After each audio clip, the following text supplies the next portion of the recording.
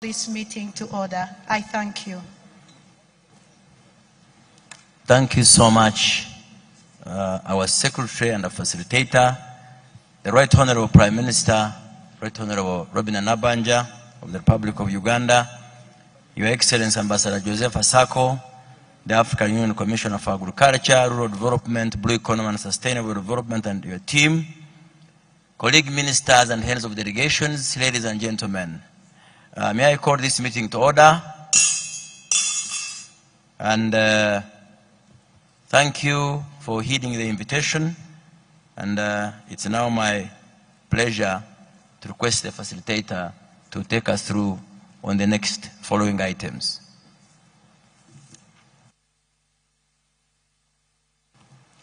Thank you so much, Excellency Chair.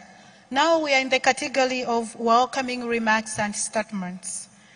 The first statement will be delivered by Her Excellency Ambassador Joseph Asako, Commissioner of Agriculture, Rural Development and Blue Economy and Sustainable Environment at African Union Commission. Excellency Sako, you have the floor. Thank you.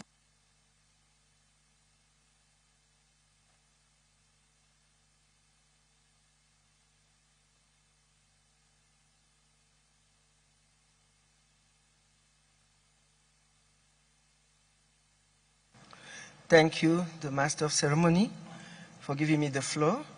Let me acknowledge the presence of the Right Honorable Robina Nambanja, the Prime Minister of the Republic of Uganda, Honorable Frank Tumwebezi, Minister of Agriculture, Animal Industry and Fishery of the Republic of Uganda, and the Chair of the African Union Specialized Technical Committee on Agriculture, Rural Development, Water and Environment, members of the Bureau of the STC on RB, Excellency Minister Girma Adjante, Minister of Agriculture of the Federal Democratic Republic of Ethiopia, esteemed Ministers of Agriculture of the African Union member state, the representative of the REX, the Secretary of the African Union Commission, the Legal Counsel of the African Union Commission,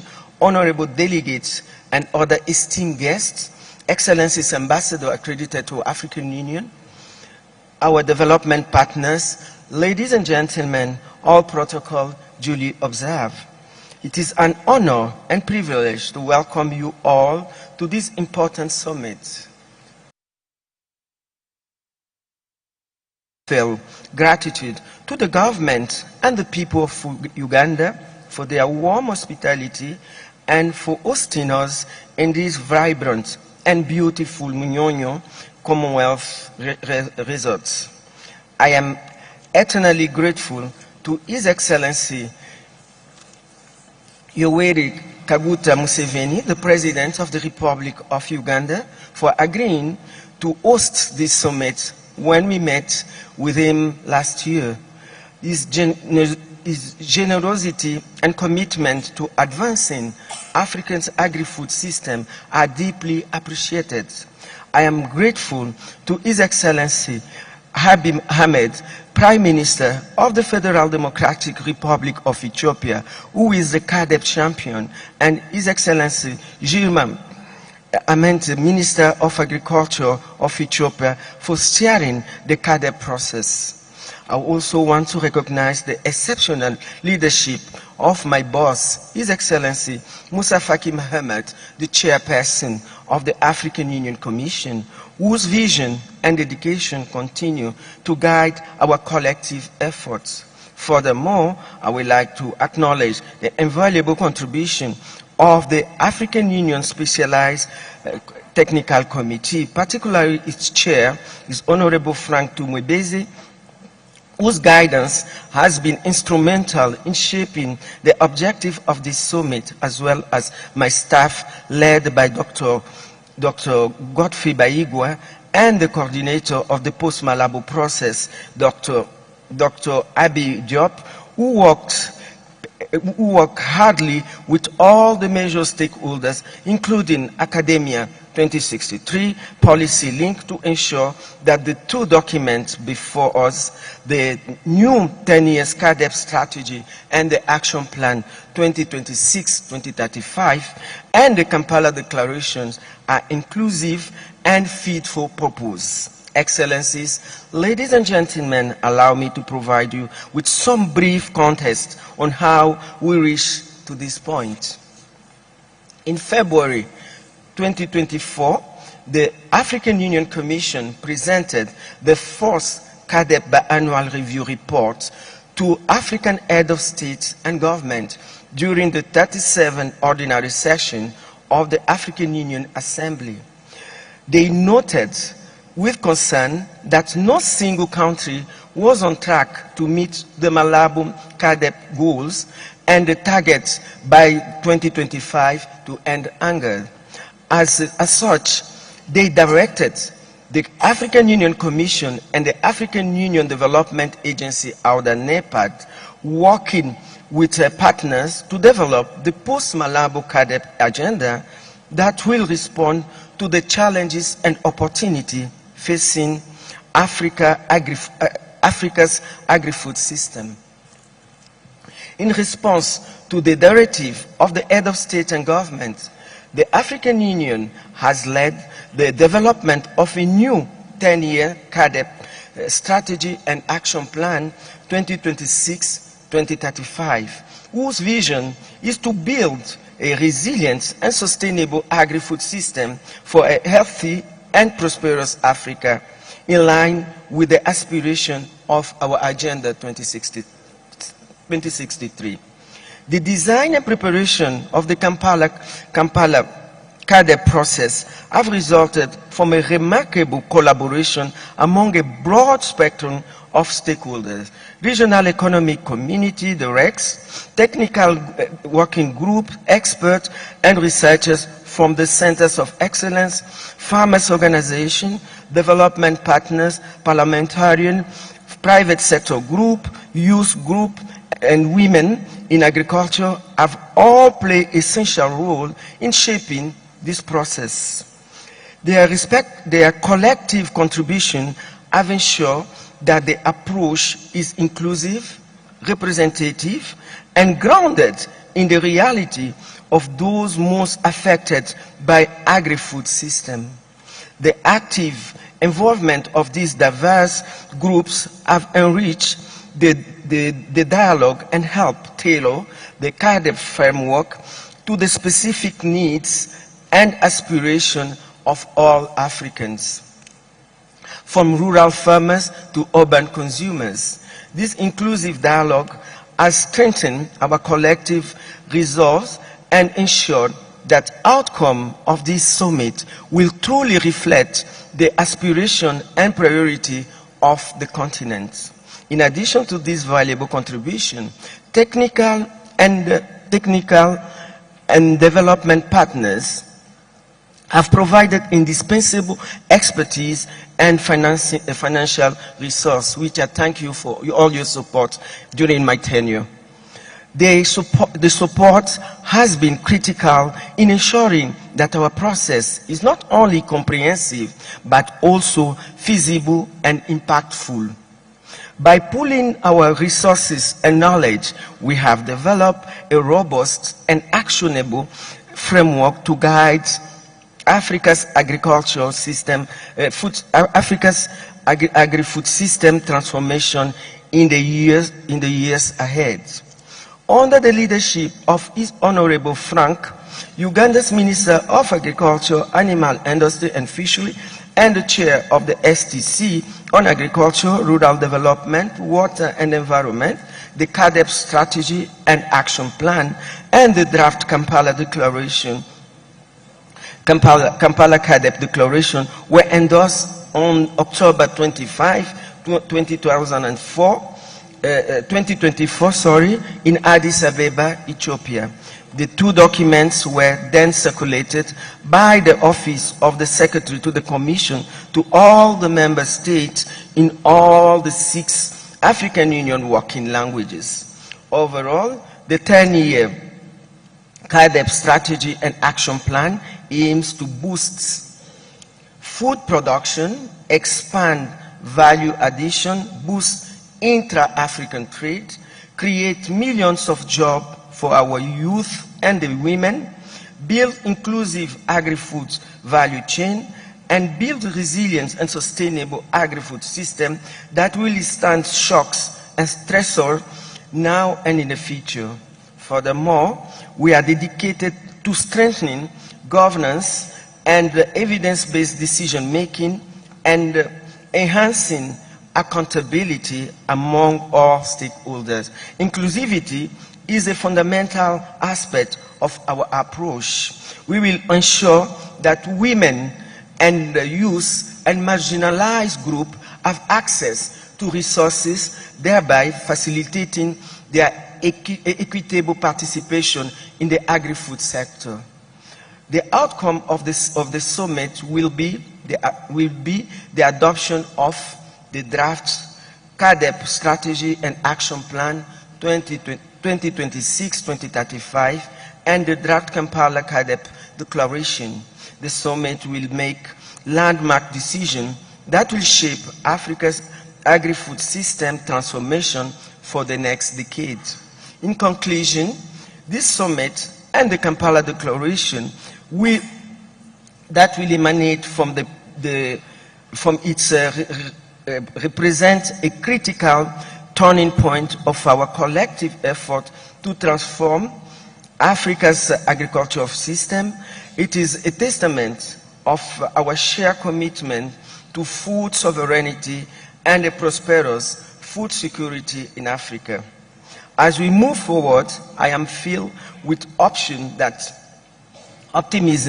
that through our collective effort, we will realize the ambitious goal we have set for the next decade. I invite all the participants to actively engage in the discussion, share their insights, and contribute to the success of this summit. Together, we can ensure that the outcome will have a lasting and a positive impact on our continent, because we all know that our statistics, when the report comes, we are always a continent of food insecure. Let's change the narrative. The time is now. Let's feed Africa. Let all the cities in Africa have access to a nutritious food and affordable food. I am inviting all the participants to actively engage in the discussion, share their insights, and contribute to the success of this summit. Finally, I would like to express my sincere gratitude to all the member states of the African Union Commission and the regional economic community for their continued support and collaboration throughout this process. It has truly been an incredible journey, and I am deeply appreciative of the trust placed in me to lead the Darbe for 2 terms, for 2 consecutive terms, for 8 years. I am at the end of my term, and I thank all partners, everybody that brought their support during my 8 years tenure in the African Union as a commissioner of the Department of Agriculture, Rural Development, Blue Economy, and Sustainable Environment.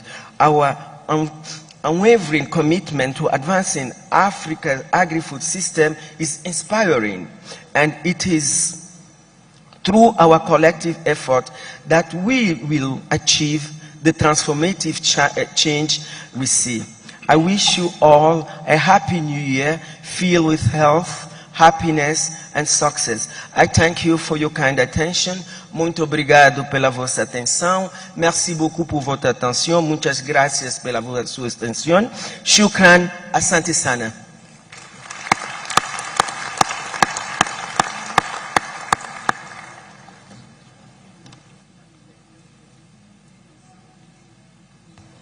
Thank you so much, Excellency Sako, for the statement.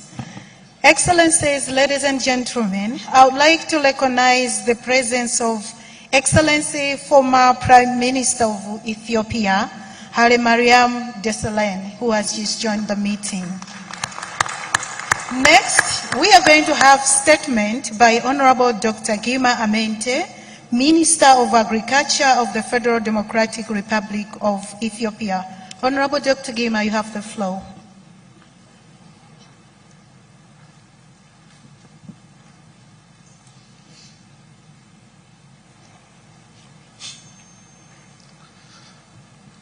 Good morning.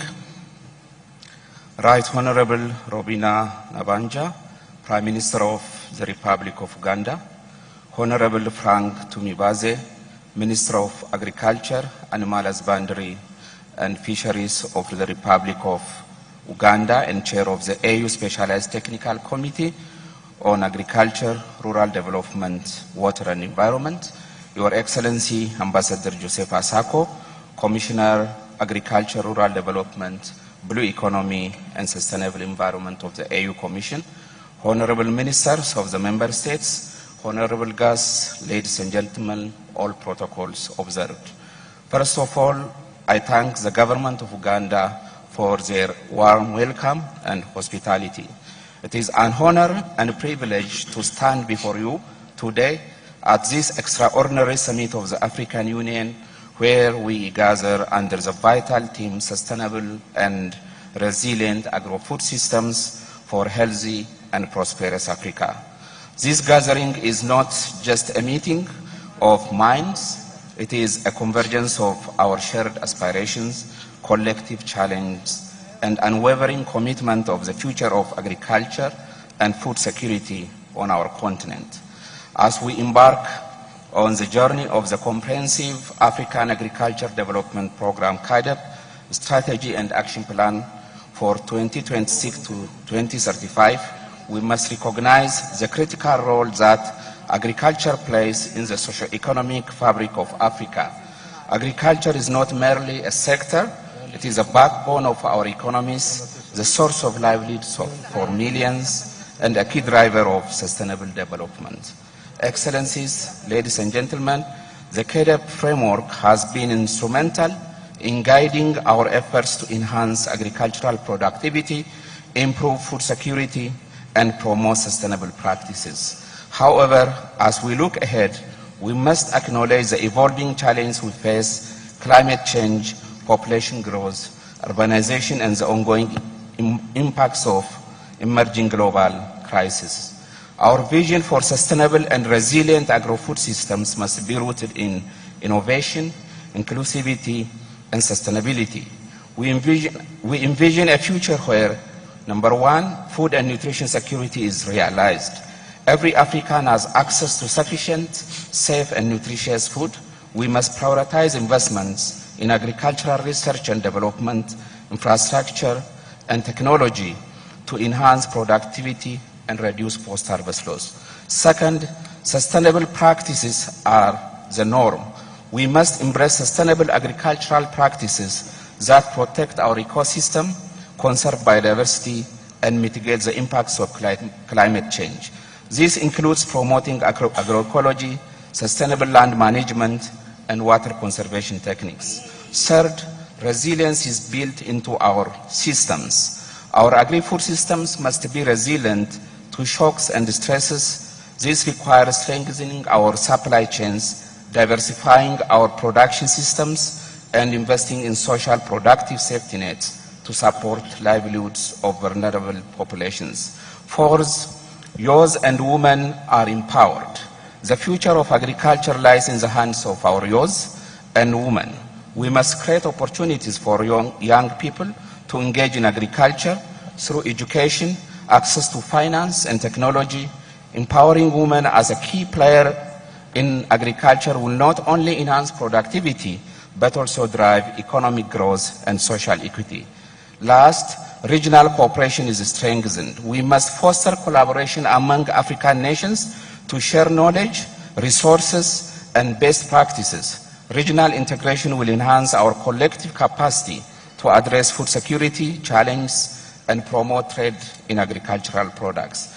Excellencies, ladies and gentlemen, as the champion of CAADP, Ethiopia has cascaded the CAADP into its national agricultural investment plans, which has focused on transforming the agricultural sector to achieve food and nutrition security, improve livelihoods, and foster economic growth. The plan has significantly increased agricultural budget allocation and has demonstrated its commitment to meet the 6% annual growth targets of CAADP in the last 5 years. Furthermore, Ethiopia has taken practical exemplary steps by implementing national initiatives towards achieving its CAADP targets.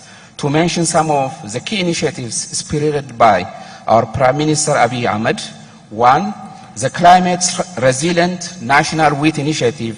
The initiative enabled to increase the annual wheat production to 23 million tons, turning Ethiopia to wheat self-sufficiency after almost 50 years of net imports. Second, the groundbreaking Green Legacy Initiative, which has resulted in planting 40 billion multipurpose seedlings in the last 6 years, which has increased the forest cover of the nation from 17.2 to 23.6%.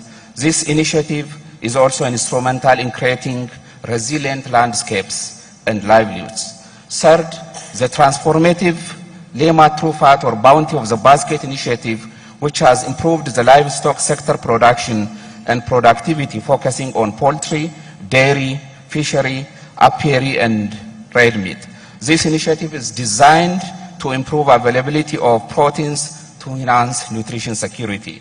Lastly, all of our initiatives are aligned to our grand architecture of the Ethiopian agri-food system transformation roadmap.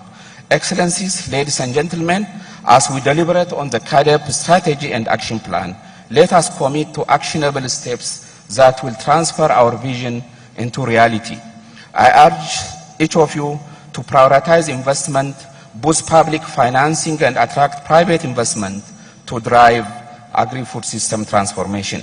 We have to enhance policy frameworks and develop and implement policies that support sustainable agricultural practices, promote food sovereignty, and protect the rights of smallholder farmers, and foster innovation and technology transfer, invest in research and development to harness the potential of technology in agriculture, from precision farming to digital platforms that connect farmers to the market. And finally, engage stakeholders, involve all stakeholders in the planning and implementation of agricultural policies, and ensure our strategies are inclusive and effective. Excellencies, ladies and gentlemen, as we celebrate the success of the CAADP for the last 2 decades, let us remember that this journey is a collective effort. It is through partnership, collaboration, and mutual respect among all stakeholders that we have achieved our vision of a food self-reliant, resilient, and prosperous Africa. Together we can build a healthy and prosperous Africa where food security is guaranteed, livelihoods are enhanced, and our agricultural systems are sustainable for generations to come. Moving forward, in the next decade of Kampala Declaration, let us continue to strengthen our alliances, share knowledge, and focus our efforts on ensuring that no one is left behind. Let us move forward with determination and purpose as we embark on this critical journey together. Thank you for your attention.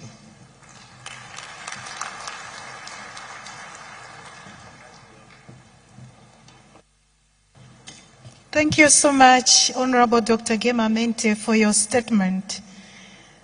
Now we are going to have a statement by the chairperson of this meeting, Honorable Frank Tumwebaze, Minister of Agriculture, Animal Industry and Fisheries of the Republic of Uganda, and Chair of the AU Specialized Technical Committee on Agriculture, Rural Development, Water and Environment.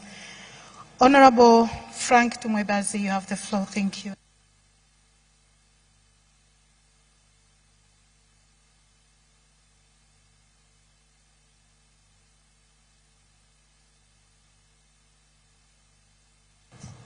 The Right Honorable Robina Nabanja, the Prime Minister of the Republic of Uganda, Your Excellency Ambassador Joseph Asako, the African Union Commissioner for Agriculture, Rural Development, Blue Economy and Sustainable Development, and the AU team, Your Excellencies, heads of delegations, colleague ministers from the African Union member states, Excellencies and Ambassadors and High Commissioners, representatives of the African Union institutions, representatives of regional economic communities, our development partners, the media, distinguished participants, ladies and gentlemen.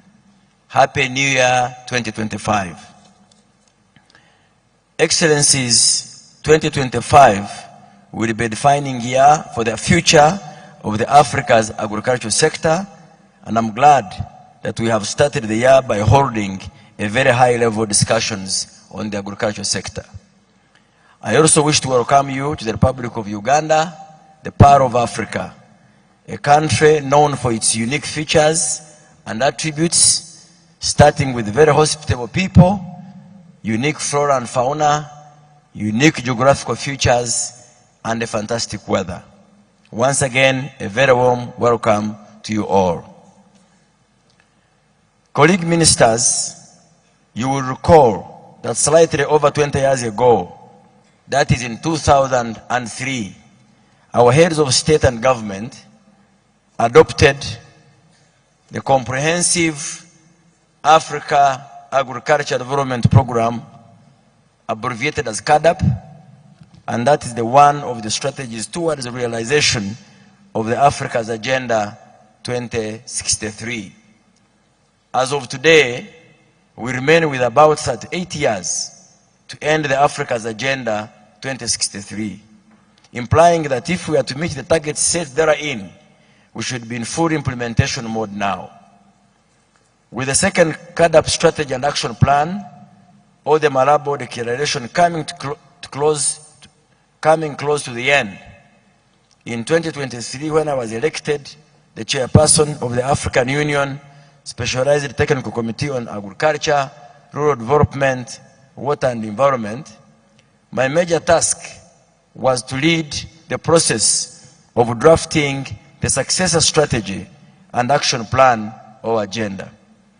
I want to thank you very much for entrusting me with that noble responsibility and report to you that we are now at the penultimate stage of that assignment, as we are set to have the CADAP strategy and action plan 2026-35 and the CADAP declaration considered and adopted by the Assembly by the end of this summit. Right Honorable Prime Minister, the African Union Commissioner, and colleague ministers, allow me to single out the following categories and individuals for special mention, given their selfless contribution and support to the process of developing the CADAP Agenda 2026-35. Number one, I am very grateful to the Bureau of the Specialized Technical Committee on Agricultural Development, Water and Environment, which I serve and chair. This bureau is composed of the first vice chair is the Republic of Cameroon. The second vice chair is the Republic of Cote d'Ivoire. The third vice chair is the Republic of Namibia. And the rapporteur is the Republic of Egypt. Give them a round of applause. I wish to thank Ambassador Josepha Sako, Her Excellency, the African Union Commissioner for Agriculture, Rural Development, Blue Economy, and Sustainable Development for your steadfast stewardship and leadership of the process with your very efficient team at the African Union Commission.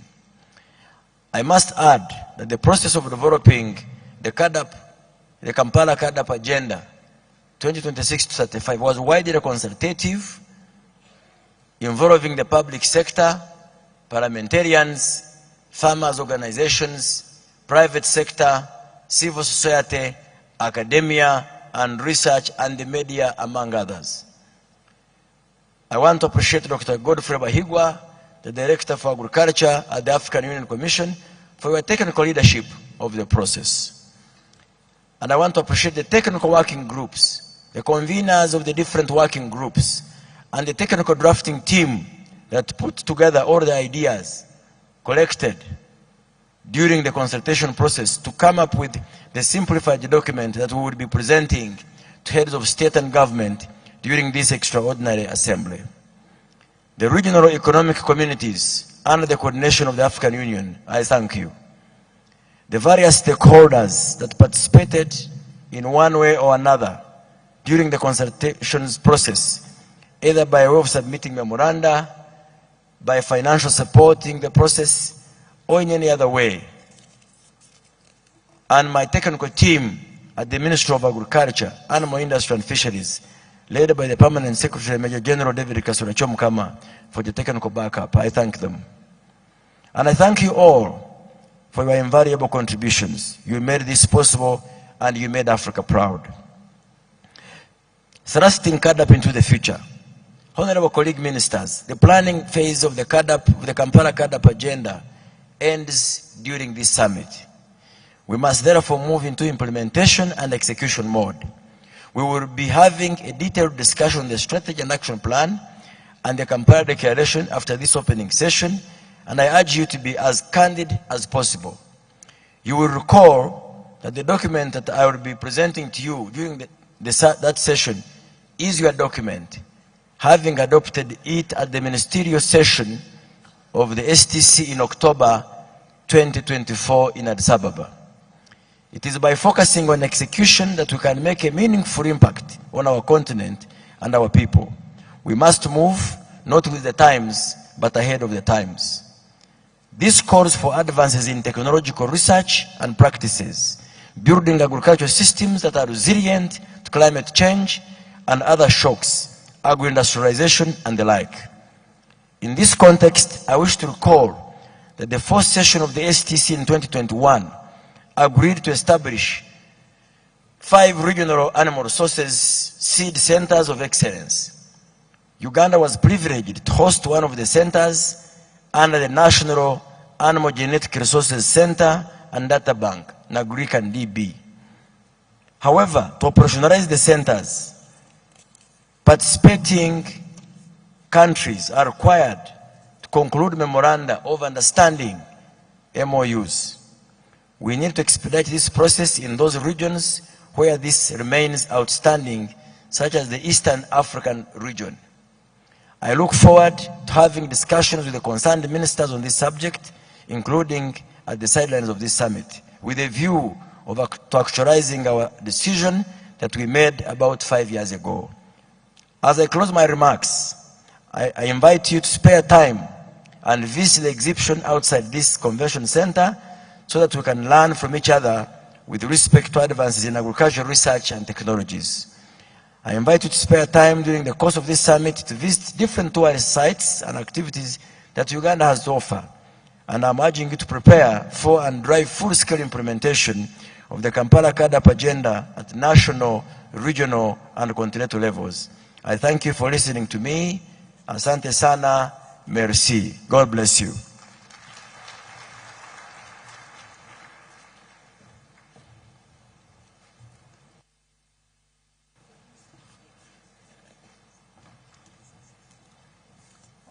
It's now my pleasure, Your Excellencies, Honorable Ministers, to invite the Right Honorable Robina Nabanja, the Prime Minister of the Republic of Uganda, to give her official opening remarks. Madam Right Honorable.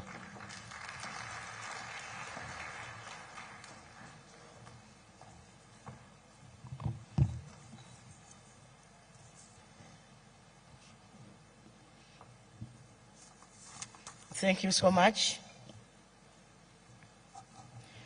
Your Excellency, Ambassador Josepha Sako, Commissioner for Agriculture, Rural Development, Blue Economy and Sustainable Development at the African Union Commission, and your team, the Honorable Ministers of Agriculture from the African Union member states, representatives of the African Union institutions, representatives of the regional economic communities, development partners, distinguished participants, ladies and gentlemen.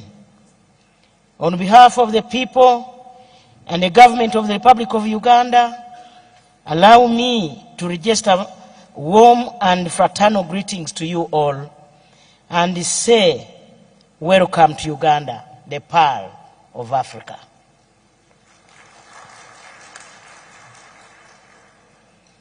Your Excellencies, ladies and gentlemen, in the same spirit, allow me to extend a warm welcome to all of you to this ministerial session of the African Union Extraordinary Assembly on the Comprehensive Africa Agricultural Development Program, during which member states will consider and adopt the post-Malabo CAADP agenda, henceforth to be known as the Kampala CAADP agenda. I have been briefed that over the past 1.5 years, the African Union Commission has led the process of drafting a comprehensive Africa Agricultural Development Program strategy and action plan 2026-2036 and the Kampala Declaration, and that the process has been widely consultative. Ladies and gentlemen, on its part, Uganda, as the chair of the African Union Specialized Technical Committee on Agriculture, Rural Development, Water and Environment, has provided strategic oversight at the political level. The whole process, which has been under the supervision of you, the Ministers of Agriculture, has now come to an end, with the Specialized Technical Committee set to present the strategy and the action plan, as well as the draft declaration, to the Assembly of the Heads of State and Government.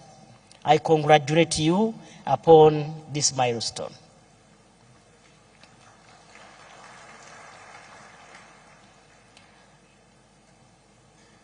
Your Excellencies, ladies and gentlemen, with the summit set to consider and adopt the strategy and action for the period up to 2035, I wish to remind you that this will be the third in a series of 10-year CAADP strategies, and that the third biennial review of implementation of the Comprehensive Africa Agricultural Development Program carried out in 2023 noted that we as African countries needed to do better than we have been doing in order to achieve the targets that we set for ourselves some 20 years back, that is in the year 2003. Therefore, I want to urge you as sector ministers across the continent to continue to guide us on where we need to readjust in order for us to meet our own targets. You will note that CAADP is one of the strategies towards the realization of the Agenda 2063, the Africa we want. Therefore, let us work deliberately to get what we want as a continent. As the continent's agriculture sector ministers, I urge you to deliberately work to reduce Africa's over-reliance on food imports from outside the continent. We must position the continent in such a manner that our agricultural sector is resilient to climate change as well as other shocks, and is adaptive to advances in technology. Excellencies, ladies and gentlemen, the African Development Bank report indicates that more than 60% of the Africa's working population is engaged in agriculture. Number two, that the soil across most of the continent is rich and fertile. Number three, that Africa has 65% of the world's remaining uncultivated arable land, and that Africa can or has abundant fresh water with enough rainfall and a good number of days of sunshine each year. Yet, in 2021, Africa's food imports were about 100 billion US dollars, fueled mainly by the population growth. What a shame that a continent that was gifted by God with such a proportion of the world's arable land and fertile land is experiencing such a trend in food imports. This session of this summit should come up with concrete proposals on how Africa can come out of such an undesirable situation. Your Excellencies, ladies and gentlemen, for us to guarantee our future as Africans, we must feed ourselves. The process of drafting and adopting the strategy and action plan is now coming to an end. I urge you to now focus your energies on implementation. And this will be a combined effort from national to regional and continental levels. Let us work together in a complementary way to deliver the Africa we want. Let me close my remarks by putting forward a few areas of my concern. One, there is need for policy reviews for food security and nutrition. Number two, investing in research for improved seeds and livestock. Number three, we need to consider disease control. Number four, investment in irrigation and mechanization is a must to mitigate climate change and enhanced production. Number four, in order to align the African population, we need to mobilize them for production, productivity, and profitability. As Africa, that's number six, we must remain focused to the fact that regional trade has the potential to back regional and national development, and that it can lead to greater economic and political cooperation. Avoid trade barriers. We need each other for development. We must take advantage of the African Continental Free Trade Area, which is about 1.5 billion people, COMESA, ECOWAS, and the East African Community, and stop exporting raw materials and add value to our agricultural products, such as coffee, cocoa, tea, milk, to mention but a few. Why not export finished and blended products from Africa? Why not? With these remarks, it is now my singular duty and honor to declare this ministerial session of the African Union Extraordinary Assembly of Heads of State and Government on the Comprehensive Africa Agriculture Development Program officially open for God and my country.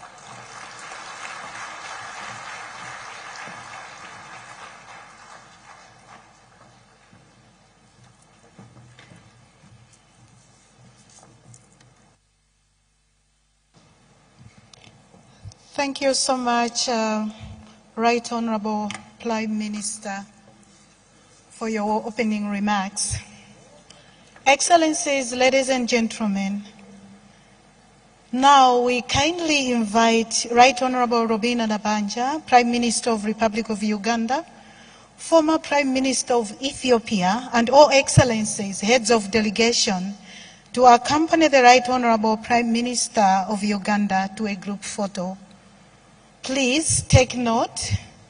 As a sign of respect, we will only expect the heads of delegation to be on the group photo. The rest of us should freely be seated as a sign of respect until all our leaders have exited the room. Then we can exit for a healthy break. Further, kindly take note that we shall be expected to resume the meeting in 20 minutes as a closed session, and only those who are supposed to participate in the closed session will be expected back in the room. I thank you so much. Thank you.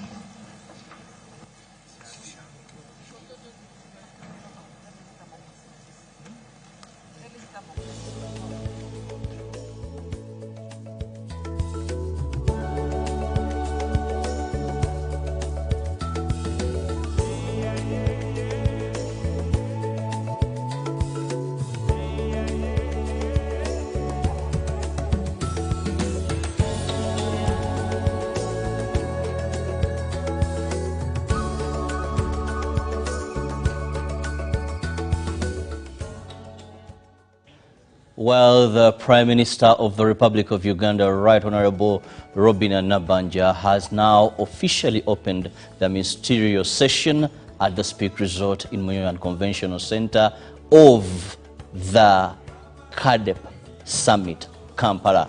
Now, what is happening will be, of course, group photo, and then we shall have more deliberations.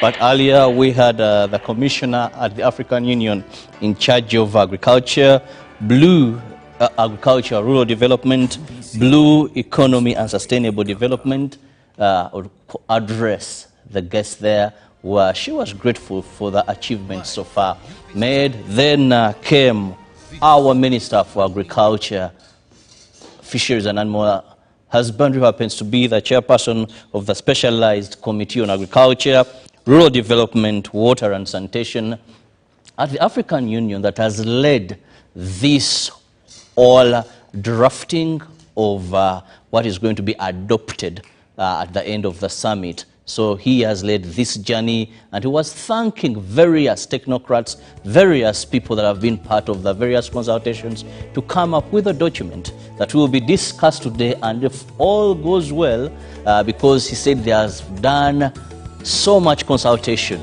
the media, various stakeholders at continental level, back here home, to come up with this document. Now, this is a document, if adopted, that will see the next 10 years how Africa respond to agriculture. Then it was officially opened by the Prime Minister. Now, with my guest in studios, Honorable, the Prime Minister mentioned a lot of things, but she said time for planning is done. Time for consultation is done.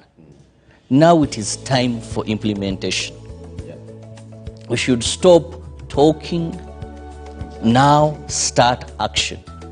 But also noted about 7 key areas, and I want us to focus on them.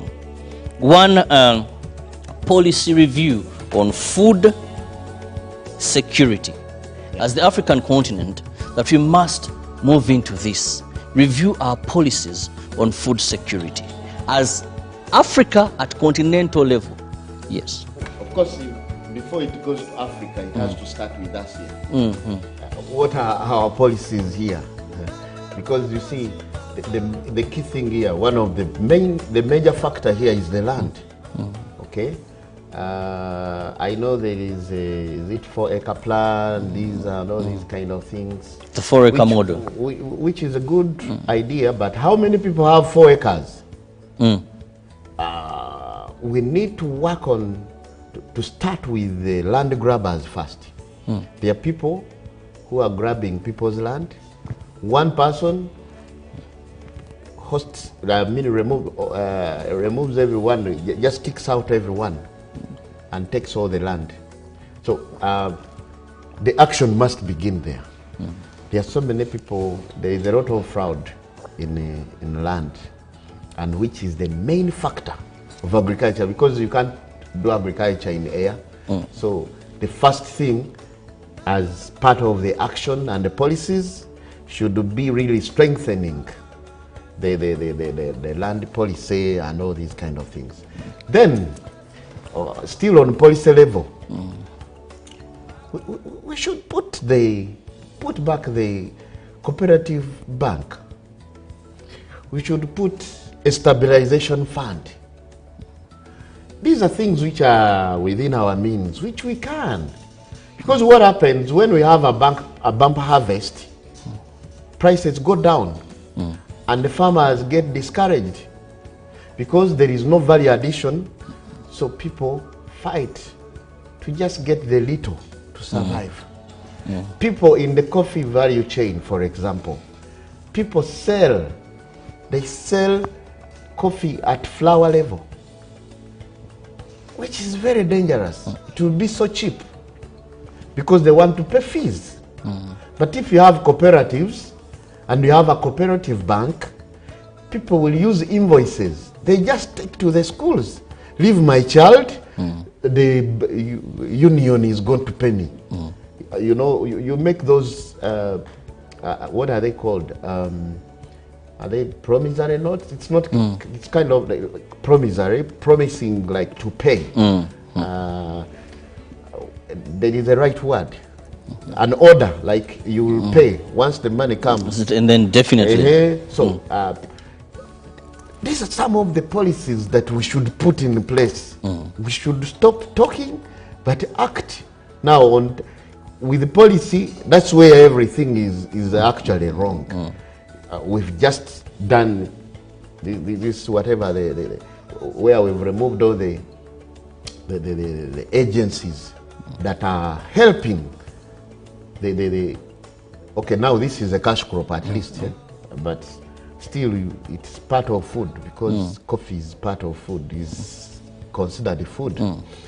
We have an agency that has done a lot, and then you're working so hard to remove it, even bring goons to parliament to beat up MPs. Well, basically to say is our policies may not match that. Our policies are against what we are preaching.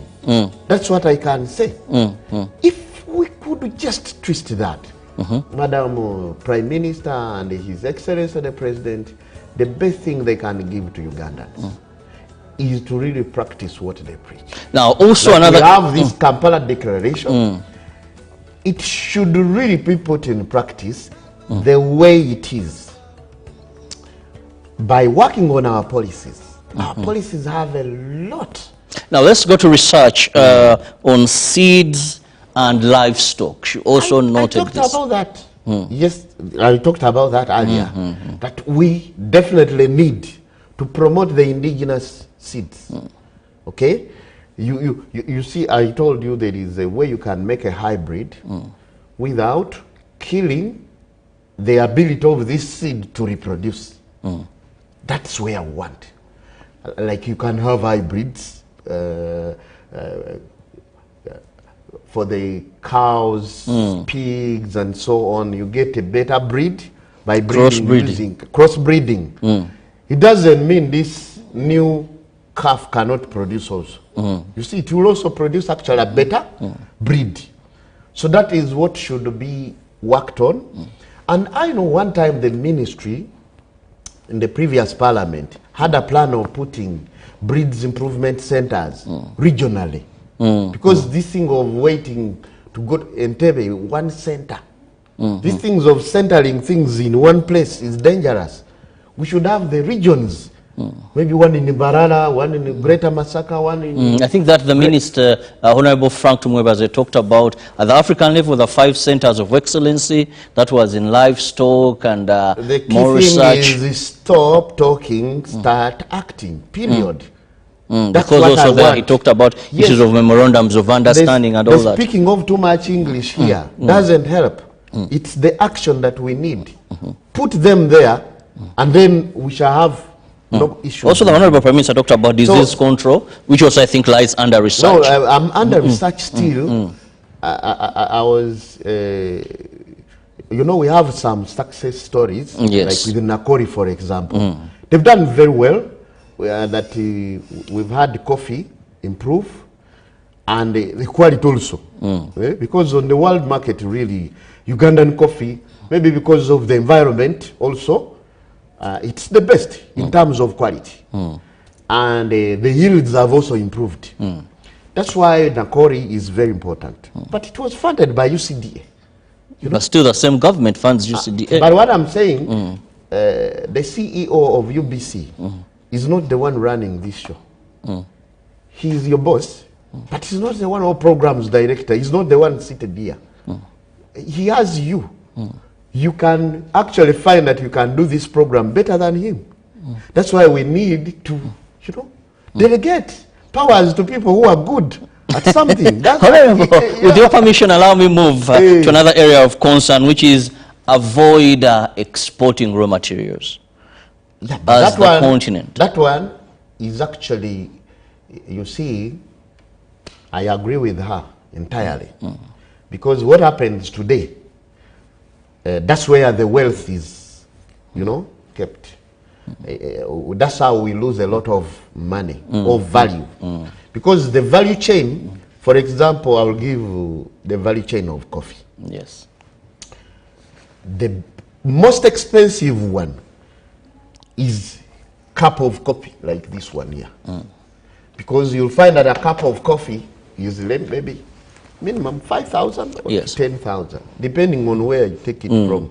Where the honorables go is different from where I go. Even at a Kafunda level, it's at least 2,000. This one with no milk.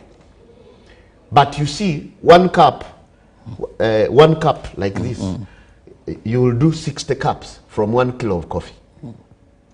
Okay? So that means 1 kilo of coffee at cup level is like how much? If you use how much? 5,000? That would be like 600,000. So a kilo of coffee is 600,000 at cup level. Are you getting it? Yes. But at the roasted level, when it is roasted and ground, it's like maybe 60 or 40, I don't know. So the value as it goes down, it becomes cheaper. Yes. At flour level, definitely very cheap. Seedling level, cheaper. So we must move up the value chain that we produced, finished and branded. You know, branding does a lot of value addition. Okay, some people talk of value addition, but I want to explain to my viewer there. I will give an example of, do you know a jerrycan of water at a tap? Yes. How much is it in your area? 200? 300. 300. And then a bottle of mineral water. 1,000. Some places even 2,000. 1,000. No. You not the average. Okay. Places. Not your places. Not your places. The honorables. Our places. Yes. It is 1,000. But do you know this is 500 bills? But because it's well branded and packaged, that's why it costs 5 jerrycans of water at the tap. And you need 4 of them to make. So this is what, that's how I can explain value addition. When you add value to yourself, the price is higher. So adding the value to a product is very, very important. Because you see, if you are to have, you see, when you, let's say you've boarded a plane, there is that coffee they give you in a sachet, or even in a restaurant. Just, I don't know how many grams. If you have to calculate, it's more expensive. But now, I think that one has to do with Africa standing on its own and talking to the West that, hey, listen, we don't need your aid. We need you to be our partners in business. Let us make the products here with your own specifications, buy the finished products. Then Africa will be rich. How possible would that be when you well know that history tells us, and even still, much as we are away from our colonial masters, that Africa is meant to produce raw materials for the Western industries? That is the jinx we have to break. Then the West, what we've given them, they make the produce, the final product, we buy expensively. Let me tell you, which continent do you think is the richest? Even if you talk of minerals. Africa is the richest continent on planet Earth. But we take them in a raw form and they sell them back expensively. You buy a necklace of gold which was produced in Kasanda very expensively at 2 million or 3 million, when it is just a little bit. Do you get what I'm talking about? So it is Africa standing brave and talking to these people. Those people can't grow coffee. They can't grow coffee. We just say these stories they are bringing, firstly, just I don't know. No, all those are stories. They just want to keep us as slaves. But if, as Africa, because we have the arable land, we have the best season, God put us in fact, the reason why Africa is poor It's because life is easy in Africa. You can survive without, you don't need, you don't need, there is no winter. But there, man, you will move die. out with nothing, you will die. If come back when the winter neighbor's comes given you and you food. don't have the warm clothes. You can plant throughout the entire season, you know, season after season. Now with the irrigation, I think we can even have 4 seasons of harvest. The Honorable Minister, you've driven me a bit fast, but she talked about still irrigation. Now, this is a very big challenge. When we look at the theme for this conference, it is all about building resilient agri systems, agri-food systems. And one of the biggest challenge of Africa's agriculture sector is climate change. Most of famine, drought, but also of late, even too much rainfall. When we see the floods, people dying, too much rainfall, experiencing rainfall above the normal that you're supposed to get. Now, Honorable, when it comes to irrigation, this has been a talk of many African countries. Talk about Uganda. Yes. Irrigation, your politicians, sometimes once in a while, we hear you've got an irrigation machines, you're going to give people, government. 90% of our people depend on rainfall-fed agriculture. How then are we going to have or be resilient? Are these food systems going to be resilient when irrigation? And when I heard the Prime Minister talk about it, I'm like, Honorable, that is a very good idea. But we've known and discussed it for a very long time. Yeah, you brought in 2 issues here. First of all, the bit of floods. You know what brings floods? It's people encroaching on the wetlands and so on, where some people are more equal than others. But if we're to preserve the natural ecosystem, filtering system, this is something we should not tamper with. That is one. Then to now coming to irrigation. Irrigation is important, very important. In fact, it is something like this is where money should be put. All those we've talked about, this one is one point where government has the capacity to do that. But we have one problem in Africa and in Uganda, not Uganda alone. Our people who are given opportunity, she's not talked about one biggest shark, which is corruption. Corruption is what is stopping all that to happen. Because she's talking of action, I'll be free to give her my mind. Say, hey, listen, control corruption first. Because every day in Uganda, every day, we lose 27 billion to corruption. Did you know that? Every single day. That is 10 trillion per year, per financial year. You know how much that can do? Plenty. So if, and this corruption can easily be stopped. The only thing I think President fears that if he handles corrupt people, the government will collapse. Because many of them are. But we've seen many but of them. If he stood his feet like on his ground, he could end it in 1 year. There is a man called Lee Kuan Yew that I refer to so many times. In Singapore. Singapore. You know how he stopped corruption? It began with his best friend, who was his best man, actually. Best man at his wedding. He was caught and sentenced to 65 years in jail. So, you know, the wives that normally very kind, the wife says, yeah, our best man, please forgive him. Said, no, the money he took was not ours. If it was our personal money, now this is a revolutionary leader we need in Uganda, like Lee Kuan Yew. He thought of the country having citizens who are well off. In fact, if you are looking at income per capita, I think Singapore should be like number 1 or 2. Should be, Luxembourg is number 1. Singapore should be number 2, then Republic of Ireland is number 3. Look at Singapore, which was below Uganda in 1960s. Why? Just principles, leadership. He said he had the 3 principles. He said honesty, zero tolerance to corruption, meritocracy. They give you a job on merit.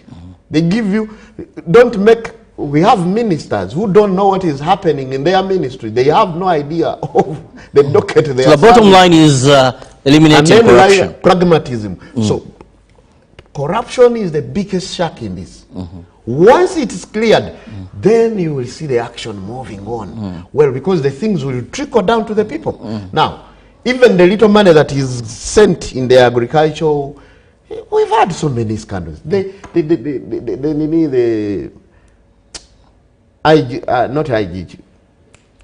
Auditor General's report of last year. Agriculture performed the worst. Ministry of Agriculture. We have issues of goats. You buy a goat at 1.5 million and they die in 2 weeks. You are taking them to Karamonja. The locusts thing, I don't know, you know who was involved in that. So we can mention quite a number of you them. say, let's have mechanized agriculture. But you bring tractors, majority are not working. First of all, they bought fake tractors, junk.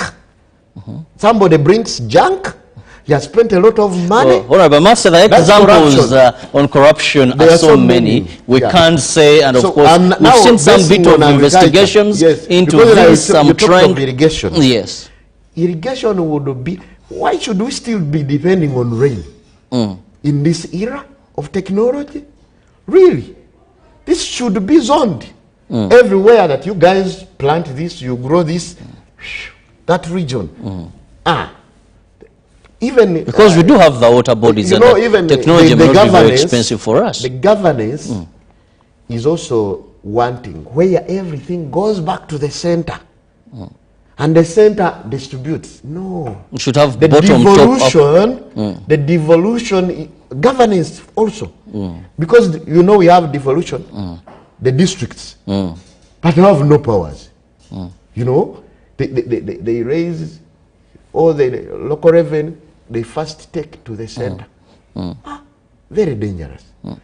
Go to Kenya, they have governors. They run their own governments, county governments. Are you getting it? So, the MPs, they have constituency development fund. Here you see, they will give, we don't have any. Kenya, somebody is given $1.1 million per financial year. That's about 4 billion. Kalungu East will be shining if I had that money. Because I will not have anyone failing to go to school. You know, we are not going to have children of poor people excelling again. Do you know why? They can't be in good schools. So it's a very wide. Now, I want us to touch something very critical that the Honorable Minister talked about, and this I'll merge. She talked about foster regional trade, but also remove all trade barriers. Now, we are Africans, and of course, one of the principles of CADP, and also when we look at the Malabo Declaration, trans trade was something, or trade amongst African countries was a priority and still a priority. But the biggest challenge is we want to see what has hindered us. Because much as we talk about this, yes, we have these regional bodies.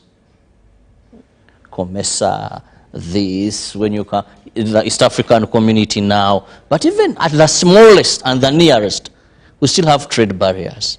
We still have these challenges amongst us. Okay. I started in a local school, Butene primary school, St. Girigori. Honorable. And I go to one of Matanga one now. That's where it is. It's on the main road. It may sound remote. No, I think it just sounds remote, maybe. But of course, even that time, we were only 3 who got first grades. But I remember I performed well in mathematics. But I remember when you are adding, they will say you add things which are similar. You cannot say you have beans plus coffee beans plus what? Then they tell you how many coffee beans do you have. You can't add and like stuff. you find, for example, in East Africa, where I'm very conversant, we had the original 3 East African states: Kenya, Tanzania, and Uganda. All of them have had changes. I mean, Kenya and Tanzania have had several changes, change of leadership. Okay?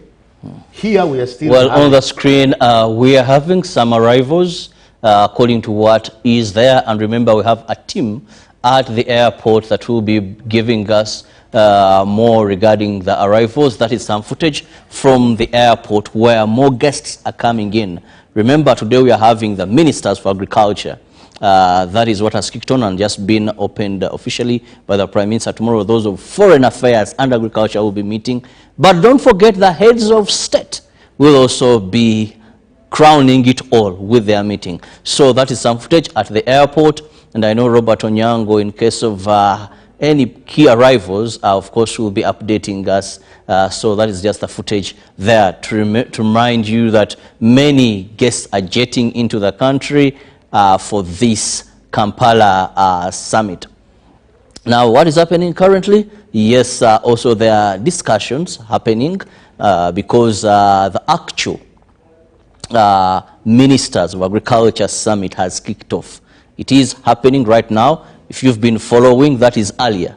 If you've been following, we had, that is the United Nations, the UN, sorry, the African Union, pardon me, the African Union Commissioner, that is for Agriculture, Rural Development, and of course, she was there. Then later we saw our minister, and then that was followed by the Prime Minister when she did the official opening, and we have just been talking about key areas she highlighted in her address or opening remarks. Honorable Frank Tumwebaza, our own Minister for Agriculture there, who is also the chairman of the specialized technical team that saw this entire document that will be seconded or will be adopted after the conference being drafted, plus other technical experts that he thanked earlier. Now, coming back to you, and that is the Honorable Prime Minister Robin Nabanja, who officially opened, that is today's meeting of ministers for agriculture in the African Union states that are in Kampala at Munyonyo, where the summit is going on. Now, trade, the issue we were talking about, because she stressed that if we are to see Africa, if it's time for action, then all these barriers must be removed. Why do you reject my maize or my eggs? What causes those barriers, first of all? Do you know Africans are more dangerous to fellow Africans than foreigners? Even at the airport, for example, somebody who is another color is given priority. They might not even check what they have. That is a visitor. And but we are very receptive. They will say, what are you carrying there?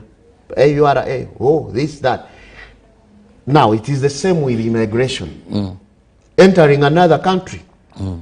Recently, I went to Addis Ababa, and you have to pay $60 to a Ugandan. You're paying to enter another African country.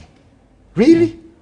So I think there I agree with her 100%. The barriers should be removed so that people can, the movement of goods and services, because you see, now that will help us. Like for example, our maize, when we have a bumper harvest, we can sell to Kenya. But you will find that the people who are stopping us are still Ugandans there. You'll be somebody who is carrying that monopoly of everything. There is that problem. There is a clique. But I know that once they put that right, that's the only way we can get. A few individuals who own everything. They want to sell the milk, they want to sell the eggs, they want to sell everything, which Uganda is now we are discussing continental issues at African level, not only Uganda, much as our problems the same with Zambia, our problems the same with Rwanda, are they the same with... Now let's look at that continental picture. In fact, if there are no barriers, Uganda would be one of the countries that would benefit most. Yes. Because we have almost everything in abundance. But those restrictions are really working against us. You know, entering a Ugandan truck entering Rwanda, it's very expensive. You have to offload and they put in another truck from Rwanda to enter, because there is what they call, I don't know, road user fee, what? It's very high. And for us, we just allow them to come in. So small things like those really, I think should be, because they are, I don't know, a vehicle has to be left-hand drive and all this kind of thing. So we have all Africans. In fact, some who even speak same languages. I wonder why. You know, we've had one person here campaigning to be president, the late Agra Wari, and his brother was vice president in Kenya. Blood brother, same dad, same mom. So we are brothers, for heaven's sake. We are brothers. These barriers are really, it is something, but the thing is, whoever has his territory protects it, doesn't want to get out of hand. It's basically the political appetites of the leaders in every country that is stopping the economic, the free movement of goods and services, because they fear it might interfere with their politics. You see everything, they say economics. Because, you know, do you know, like dictatorial regimes, don't quote anyone, but dictatorial regimes normally would not want their people to prosper.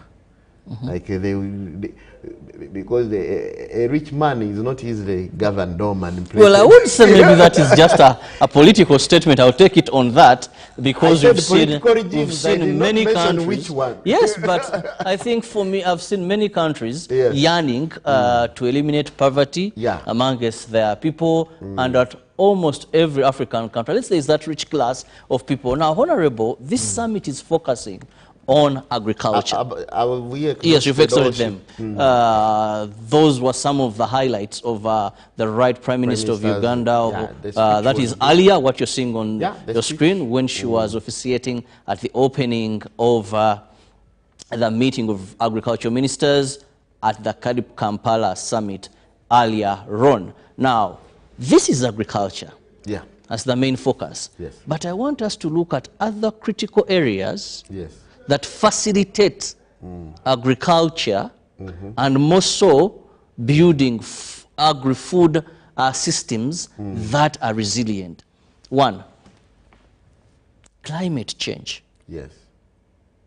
Much as we can talk about investments, and also let's be critical when we are talking about investments, because what are those priority areas in investment? Our government can even make 40% of our budget in agriculture if it chooses to do so.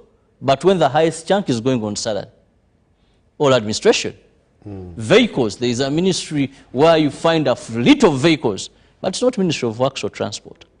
So also just talking about increasing budget, but issues of climate change. I think this is where we find a problem, that the greater Horn of Africa, we have a number of countries. Already, even before anything, they are dry countries. Almost each country on the African continent has a section that is not arable land. Now, factors become worse when climate change moves in. How can we as a continent address this issue? Thank you. And actually, that one should be our bargaining power.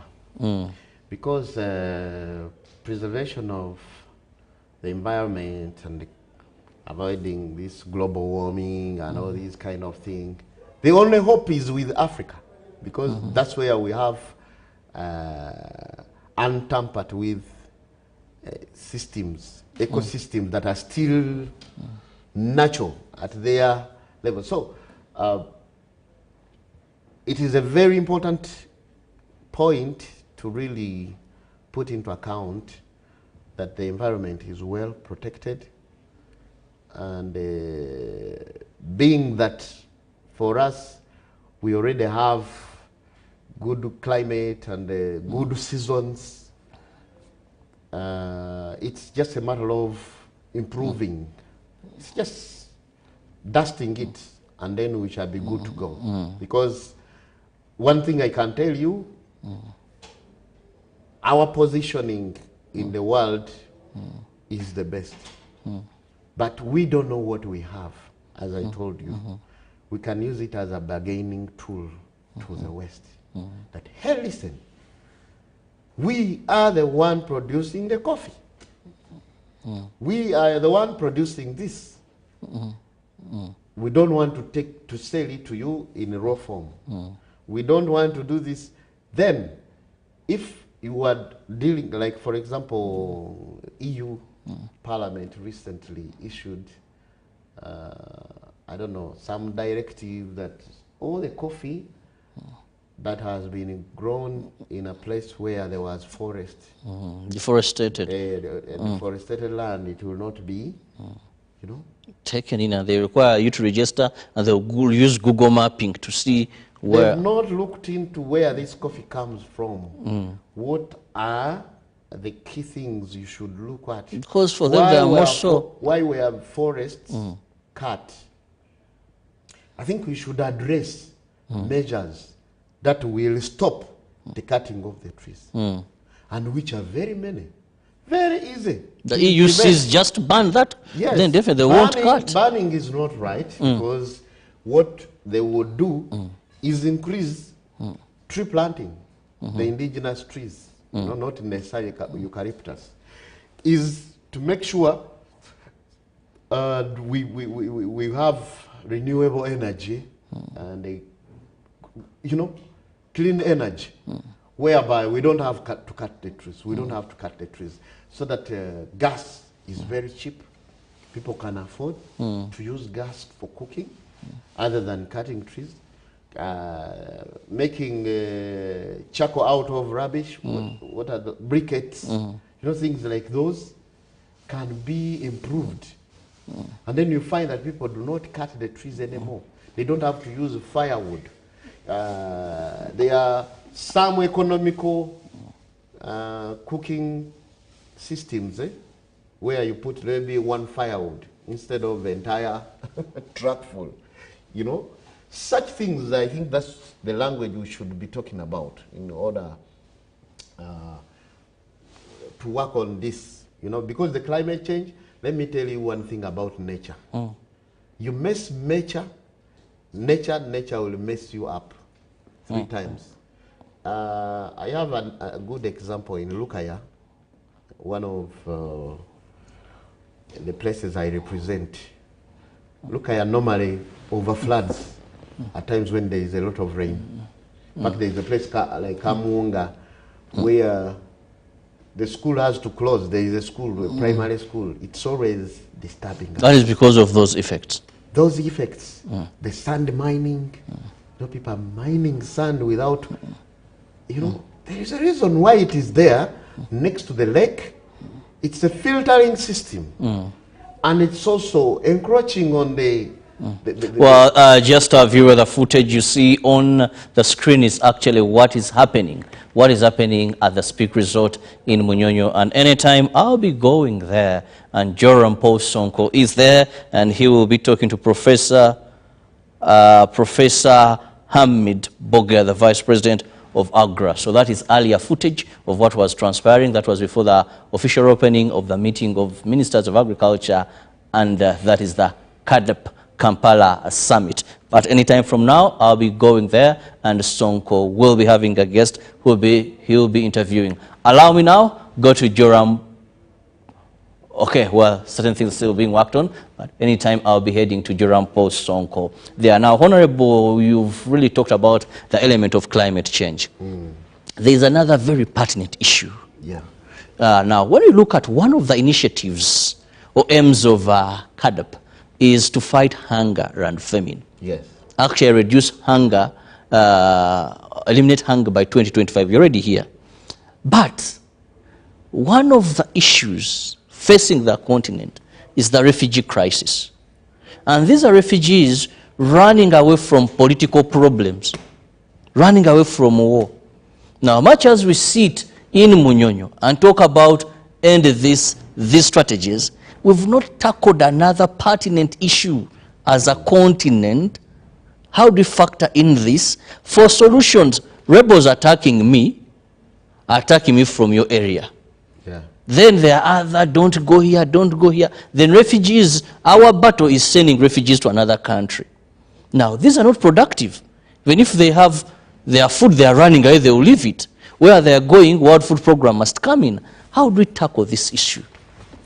That one is a simple answer. It's good governance all over Africa, period. What is that possibility? The possibility is there in Africa. How? Have you ever seen any refugee from Botswana? These are independent states much as they come. Have you ever seen any refugee from Botswana?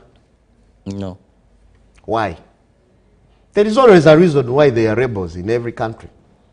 There is a reason. So if you solve all the issues, like Botswana recently, they even changed the president without any problem. You know, people said, no, I think we will have this one.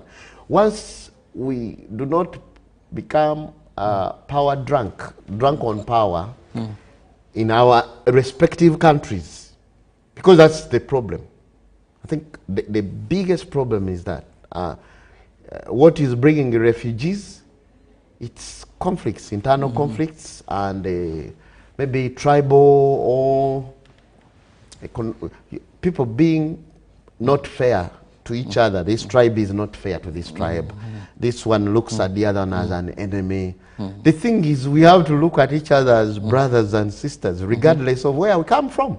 That's the most important thing. We must have unity and in diversity, not like, oh, because you have at times the religious factor. You find somebody. The Boko Harams. No. You find a Christian fighting a Muslim. Now, I'll ask them. You go 4 generations behind you. Were those people in any religion? How can religion be a factor? Because my great 4 times did not maybe go to church, but I'm a Catholic today.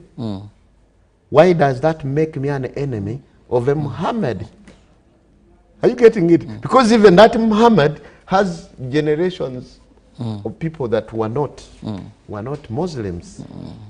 So those are small things that you believe we can sort and work out. Put the conflicts on the side. Let the West not control us using that. For example, how can you use religion to control? And it is a very big factor.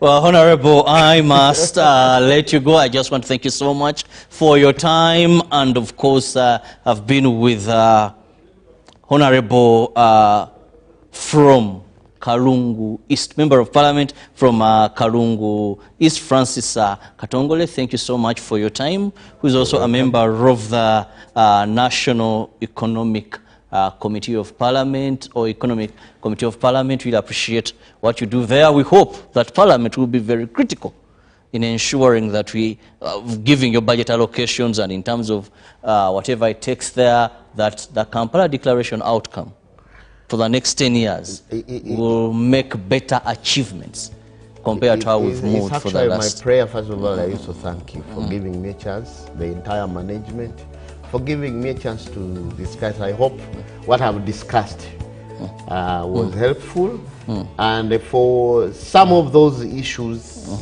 that I've said that probably are contrary to what the station, I did not do it. We must let you go, Honorable. I have to. Well, I'm going to be going for a break, and Sonko will be, and Olive Najuma will be returning with Kate. Just want to assure you that later, of course, Sonko will be joining live from Munyonyo Conventional Center or Speak Resort with a guest giving you what is happening there.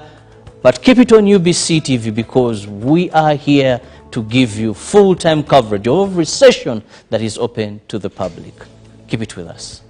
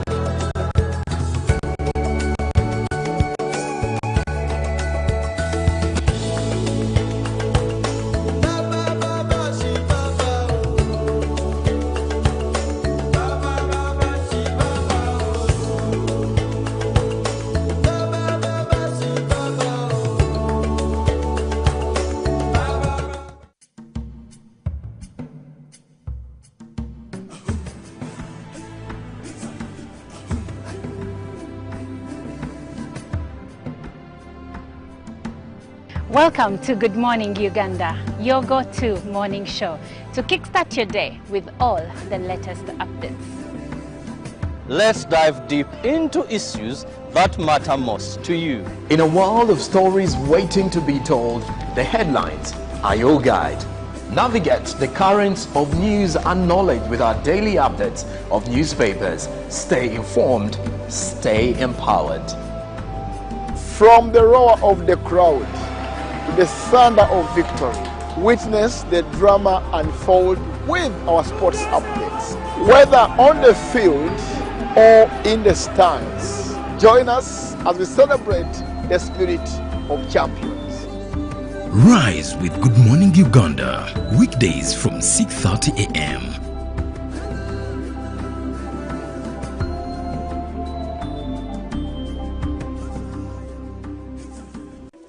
In a nation hungry for truth, a world where every story matters, there exists a beacon of trust and reliability.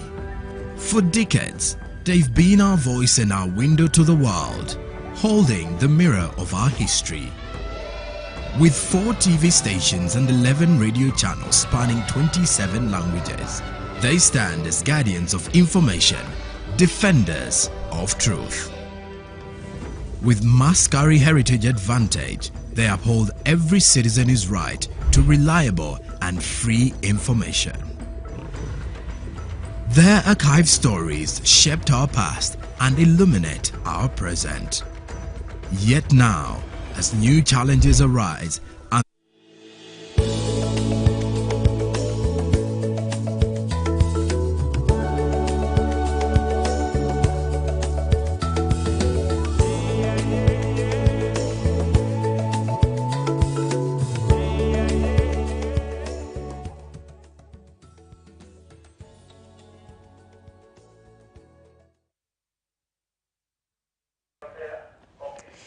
Thank you for sticking with us, and we are still taking you back to Munyonyo Convention Center, where Jerome Paul Sonko is joining us with a guest.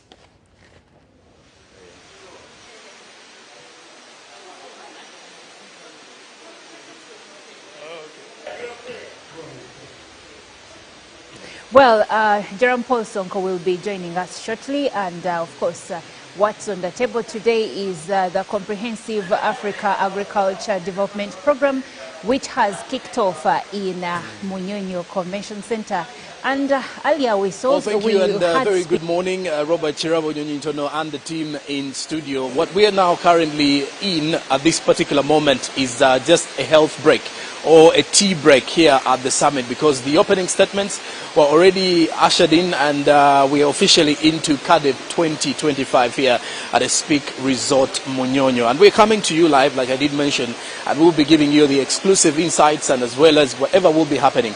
But however, after the tea break, I need to remind that we shall be having plenary sessions. Now, these plenary sessions will be closed, and among us the key things that are going to be talked about in the plenary sessions will include consideration and adopting, that is the work program, and as well there will be consideration and there will be presentation of the 10-year CADEP strategy and action plan for 2026 to 2025. But now that said, as the many delegates and ministers are having their tea break, we are privileged to be joined by the regional coordinator of Eastern and Southern Africa from Agra. This is Professor JJ Muhinda joining us here this very morning at CADEP 25. A very good morning and Happy New Year. Thank you very much. Happy New Year, Joram. Thank you for having me today. All right. You are live on UBC, and please, when you look into the CADEP summit, we are already off it. One may wonder, looking into the 10-year strategy, how important and how significant is it? Very good. Thank you very much. So let me just remind people that CADEP, known as the Comprehensive African Agricultural Development Plan, is the guiding framework for agricultural development in the continent. This year we are launching, as you rightly said, a new 10-year strategy and action plan that starts 2026 and is going to take us up to 2035. So this is the third cycle of CADEP planning. For those who might be familiar with the framework, it started back in 2003 in Maputo, and then we moved after 10 years to Malabo, and here we are in Kampala, and the objective of this summit today is actually to review the strategy and get it endorsed, and once endorsed by the head of states, it's going to be the guiding framework for investment, for planning, for implementation in the next 10 years. And besides that, again, one may wonder, looking into the expectations of the Kampala Declaration, what would the viewer and any person involved in the agriculture sector expect amongst the key declarations that will be laid? Absolutely. The Kampala Declaration, for those who are familiar with the sector, is going to be slightly different from the Malabo Declaration, which has led us for the last 10 years. And there are things that have been taken into consideration, including lessons from the Malabo implementations that were taken forward into the Kampala Declaration. Number one, in the Kampala Declaration, the new CADAP roadmap for the next 10 years has a very strong approach on food systems, which is different from what the Malabo was. Malabo was specifically focusing on agricultural development. This one goes beyond agriculture and looks at the food systems comprehensively. That brings on board other sector ministries other than agricultural, health, for instance, environment, for instance, youth employment, for instance. So that is a uniqueness, one of the unique areas of the Kampala Declaration. Number two, this new roadmap is taking place when the continent is facing serious challenges on climate change. So it has a very strong component on building resilience of our agri-food sector for the next 10 years. So investment are going to be really looking from a food systems-wide approach other than just focusing on the agricultural transformation. And I like the fact that you mentioned something about the theme of building resilient agri-systems. I wonder though, how can we build these systems in a world where we're having emerging environmental and social problems and challenges? Very good question. So it's about really planning. You know, when we have been working throughout the last 10 years in the Malabo Declaration, as I said, the focus was more into agricultural sector development. Now we're talking about going beyond agriculture, going beyond food production, going beyond food consumption, and looking at nutrition issues, looking at environmental protection issues, looking at health diet, looking at health itself. So all those pieces brought together inform the new planning and guides the new investment towards building a resilient food system. As you know, agriculture itself is one of the sectors that contributes to climate change. On the other side, climate change also has an impact on agricultural production. So when you plan these things in isolation, that's why you end up having a system that is not sustainable. So building resilience means bringing all the pieces together, planning a production system that is not harmful to the environment, at the same time mitigating the impact of the climate change to the agricultural sector. Speaking of stakeholders, AGRA is a stakeholder in what we're having today. And I wonder though, from your point of view, how do you look at the future of agriculture in Africa? And then also, what is your role in this strategy of building resilient agri-systems? Absolutely. Let me just say up front that AGRA is one of the technical institutions that has been accompanying the African Union Commission throughout the whole process of the CADAP planning and CADAP implementation. So moving forward, our role is not going to be changing. In Munyonyo here, the role we're playing is just backstopping the African Union. It's not AGRA alone, together with other mandated institutions in the continent that have a role to play in this framework. As an institution that deals specifically with agriculture, our role is to support implementation of the CADAP moving forward. So we do play a critical role supporting national government, we do play a critical role supporting private sector, we do play a critical role working with partners to mobilize investment in the agricultural sector. So our specific role, you will see as the plan is being unfolded, it's going to be costly to implement the Kampala Declaration. So we need institutions like AGRA and others to mobilize investment and support government putting in place an enabling environment for private sector investment, but also mobilizing resources from different partners. And that is where we come into play, AGRA.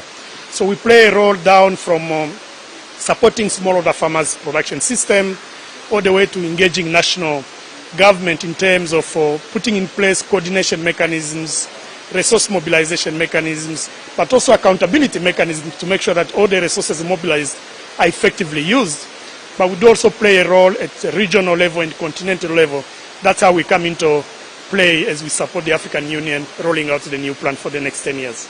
Thank you very much. Thank you very much okay. for having me. And of course, and in regards to these particular conversations, you get to realize that the issue dealing with building resilient agri-systems is what is up for conversation. I didn't mention, by the way, that after this particular health break or tea break, any word you would use to say, is we will be having closed plenary sessions. In the same, there will be consideration of the plan or the strategy and action plan for 2026 to 2035, or the next 10-year action and strategy plan by CADEP. And until we wait for the final declaration of Kampala that will be endorsed by the heads of state and government come this Saturday, more of that will be coming your way here on your national broadcaster.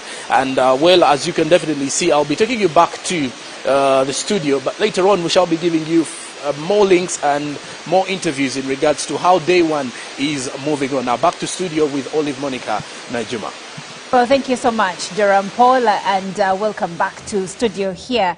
Well, CADEP has really taken shape, and like Jerome Paul put it, right now there is a health break, and after that there will be a closed session which will involve the consideration and adoption of the work program, and then later on there will be the presentation of the 10-year CADEP strategy and action plan 2026 to 2035. Well, I am joined by Kent Chaze. Good afternoon. I was about to say good morning. Wow. Good morning. Oh, sorry, good afternoon. Sorry. Oh, How are you? It's fine. been a long morning and long day. A long one indeed, and Yeah. it still is, by the way. Yeah. But all is good. All is good. I'm happy Uganda is hosting CADEP, as many have actually opted to initialize that, or rather spell it out, or rather pronounce it. And good to go we are. Yes. And so earlier on, we had speeches from different agriculture ministers. We had one from the Minister of Agriculture, Ethiopia, and then we had another from Ambassador Joseph Asako, who is the Commissioner Agriculture, Rural Development, Blue Economy, and Sustainable Environment, African Union. But also we had a statement from our own Minister of Agriculture, Frank Tumwebaze, and then remarks from the Right Honorable Prime Minister Robina Nabanja. So from all of that, how would you sum up day one? Well, day one so far has half been, of day one. Yeah. Oh, what can I, yeah, sure, half of day one. Oh, so far, what has happened for the first hours of day one? It's so far been affirmed. This summit is ongoing because when the Commissioner Agriculture spoke, she was reaffirming the theme that they are following today. She was as well reaffirming the commitment they have for the achievements they are looking forward to today in as far as the summit outcomes that are projected. And the affirmation of our own Prime Minister, Robina Nabanja, our Minister of Agriculture and Industry and Fisheries, Frank Tumwebaze, also come handy as affirmations as well as compliments to the same. Now, I did think within my head and told myself, how much do we earn from agriculture? Our GDP has a contribution of about over 20%. It's about actually 24% GDP for the country Uganda. If you go by results and statistics 2022-2023, what am I bringing? Agriculture is actually a backbone in as far as the economy is concerned.